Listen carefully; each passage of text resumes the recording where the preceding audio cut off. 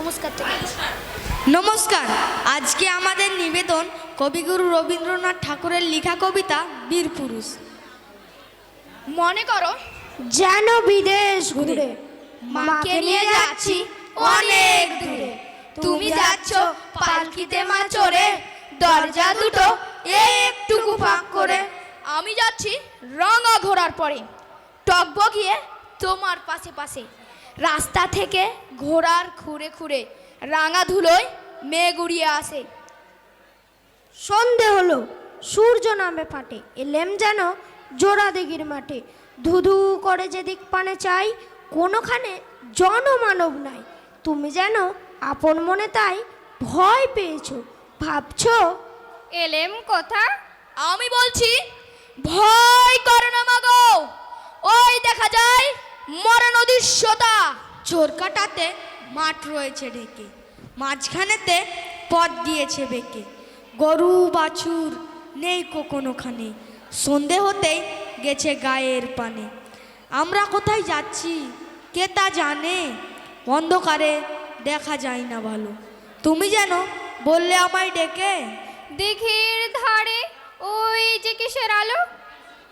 এমন সময় হারে রে রে রে রে রে রে রে, ওই যে কারা আসতেছে ডাকছে রে। তুমি ভয়ে পালকিতে এক কোণে ঠাকুর দেবতা স্মরণ করছো মনে। বেয়ারাগুলো পাশের কাটা বনে পালকি ছেড়ে কাঁপছে থরো থরো। আমি জানো তোমায় বলছি ডেকে, আমি আছি, ভয় কেন মা করো। হাতে লাঠি, মাথায় ঝাঁকড়া চুল, কানে তাদের গজা জবার ফুল। আমি বলি দাঁড়া, খবরদার এক পা কাছে আসিস যদি আর, এ চেয়ে দেখ আমার তলোয়ার, টুকরো করে দেব তোদের সেরে।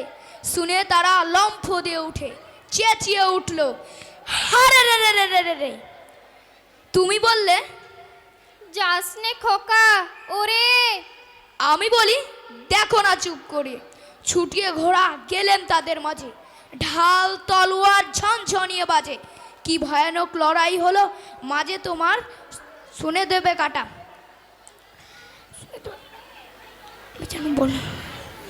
শুনে তো গায়ে দেবে তোমার কাটা।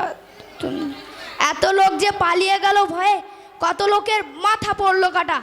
এত লোকের সঙ্গে লড়াই করে ভাবছো খোকা গেলই বুঝি মরে।